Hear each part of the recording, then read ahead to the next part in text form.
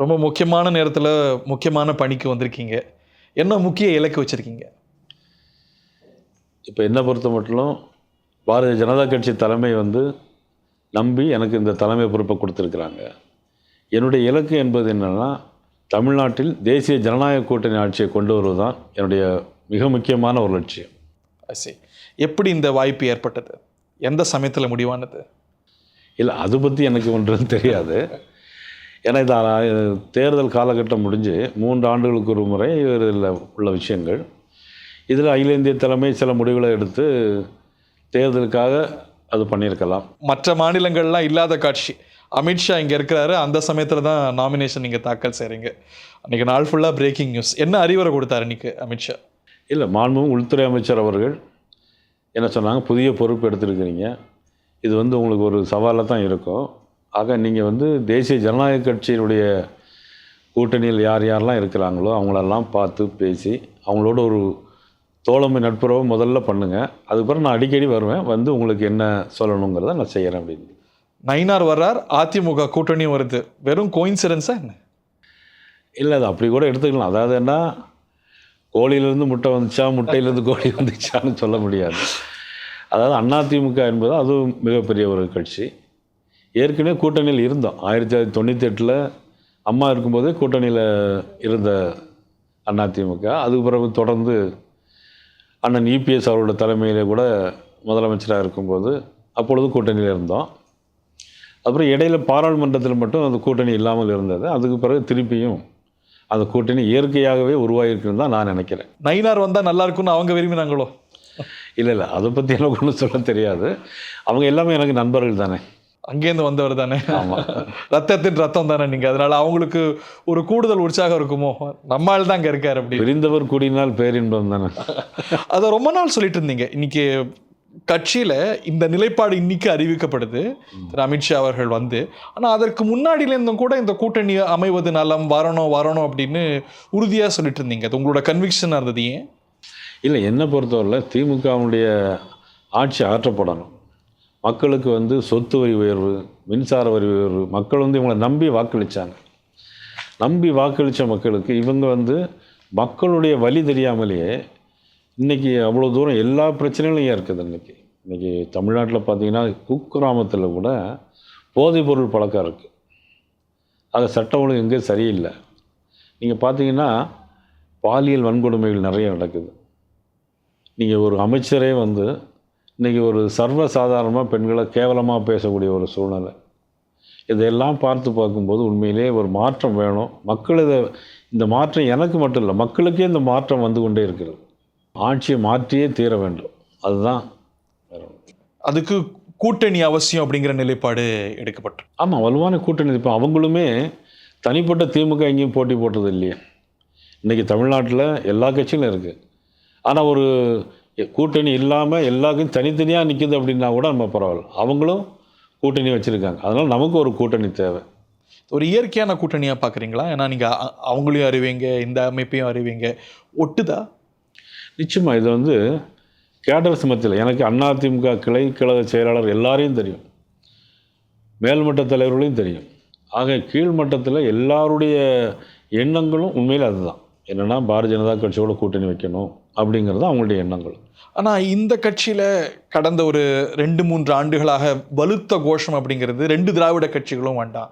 EPS எதிர்ப்பு, அதிமுக எதிர்ப்பு, இதெல்லாம் திரு அண்ணாமலை இருக்கும்போது வலுத்து இன்றைக்கி திடீர்னு பாதை மாறுதோ, அதில் பாஜகவும் தொண்டர்களும் ரீகேலிபிரேட் ஆகிறாங்களா? இல்லை, அந்த திரு அண்ணாமலை இருக்கும்போது வலுத்ததுங்கிற வார்த்தையை நாம் ஒத்துக்கொள்ள முடியாது.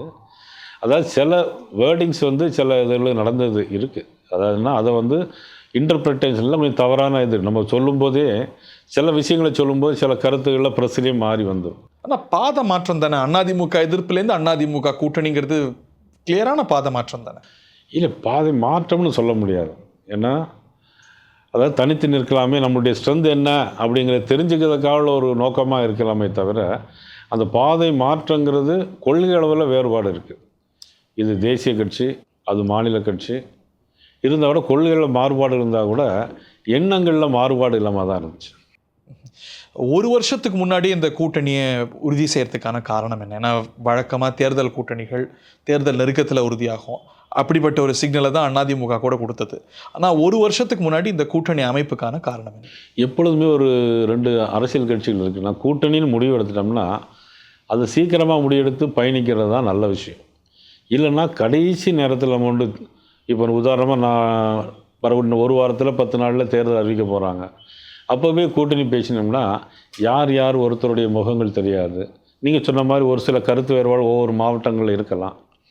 அப்படிங்கும்போது அந்த புரிதல் இல்லாமல் போயிடும். இப்போவே கூட்டணி ஆரம்பித்தோம்னா இப்போவே அந்த எல்லோரும் மிங்கிள் ஆகிடுவாங்க.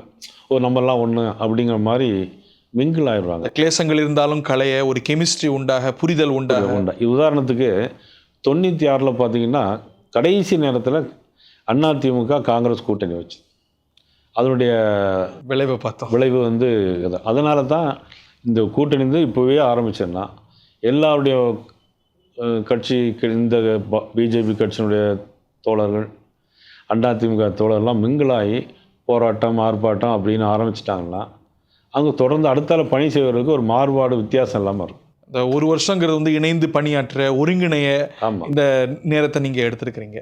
அமித்ஷா 2 நாள் தமிழ்நாட்டுக்கு வந்திருக்கிறார். இப்படி அடிக்கடி எல்லா மாநிலங்களுக்கும் ஒரு மாநில தலைவர் தேர்வாகும் போது போகிறதில்ல, கூட்டணி உருவாக்குறதுக்கு போகிறதில்ல. தமிழ்நாட்டுக்கு ரொம்ப நிறைய முக்கியத்துவம் கொடுக்குறாரோ?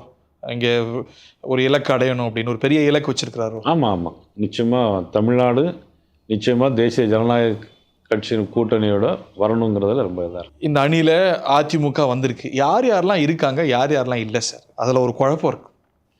இப்போ அதிமுக வந்திருக்கிறது, பிறகு இன்னும் நிறைய கட்சிகள் வரணும்னு தான் நாங்கள் ஆசைப்படுறோம். இன்னும் நிறையவா? எங்கேருந்து வருவாங்க? திமுக ஆட்சி வேண்டாம், தமிழக மக்களுக்கு நலன் கருதி, தமிழக மக்கள் நலன் கருதி எந்த கட்சியாக இருந்தாலும் வர வேண்டும் என்பதுதான் என்னுடைய ஆசை. இப்போ ஏற்கனவே இருக்கக்கூடிய அமமுகவுடைய நிலையெல்லாம் அதை பற்றி நிறைய கேள்வி எழுந்திருக்கு. அவங்கெல்லாம் இருப்பாளா?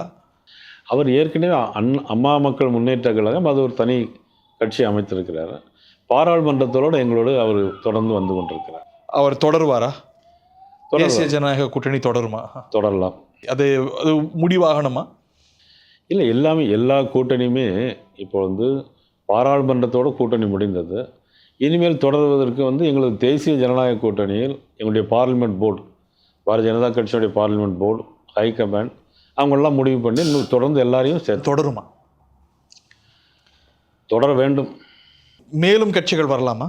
இன்னும் கட்சிகளை நாங்கள் எதிர்பார்க்கிறோம். அதாவது திமுக அரசாங்கத்தை மாற்று அரசாங்கம் வேண்டும், திமுக அரசாங்கம் வீட்டுக்கு அனுப்ப வேண்டும். அதற்காக எந்த கட்சிகள் வந்தாலும் அதில் நாம் தமிழர் எல்லோரும் வர வேண்டும். நாம் தமிழருக்கு வாய்ப்பு இருக்கா? வாய்ப்புள்ள கட்சியா வர வேண்டும் என்பது என்னுடைய எண்ணம். ஆஹா, பொருந்துவாங்களா? இங்கே ஏன் முடியாது? மாறுபட்ட கொள்கையில் உள்ள கட்சிகள் கூட்டணி அடிச்சிருக்குது. முன்னாள் மூதறிஞர் ராஜாஜி, அண்ணா, அதெல்லாம் நிறைய கூட்டணியெல்லாம் முன்னாடி நடந்திருக்கு. சீமான கூட்டணிக்கு அழைக்கிறீங்க பாஜக மாநில தலைவர்? நான் அழைக்கிறேன். அதாவது அரசியலை பொறுத்தவரை முடிவுகள் எப்படி வேணாலும் எந்த நேரத்திலும் மாறும். ஸ்டெபனாக ஒன்றும் யாருக்கும் இருக்க முடியாது. ஆனால் அதுக்கான சூழல் இருக்கணும்ல, அதுக்கான வாய்ப்புள்ள அமைப்பு அவங்க இருக்கணும். ஏன்னா அவங்க உங்களையும் ரொம்ப கடுமையாக எதிர்த்துட்டு வரவங்க. அதாவது அரசியலை பொறுத்தவரையில் சொல்லுவாங்க, நிரந்தர நண்பனும் இல்லை, நிரந்தர பகைவனும் இல்லை. ஒரு முறை இந்திரா காந்தி அம்மையாரை கடுமையான விமர்சனம் பண்ணிவிட்டு, அதை நான் இப்போ சொல்ல விரும்பலை, கடுமையான விமர்சனம் பண்ணிவிட்டு அடுத்த 6 மாதத்துலேயே நேருவின் மகளே வா நிலையான ஆட்சி தான்னு சொன்னாங்க. அதனால் அரசியலை பொறுத்தவரை ஒவ்வொரு காலகட்டங்களிலும் சில நிகழ்வுகள் நடைபெறும். செய்திகளை உடனுக்குடன் தெரிந்து கொள்ள உடனே சப்ஸ்கிரைப் பண்ணுங்க.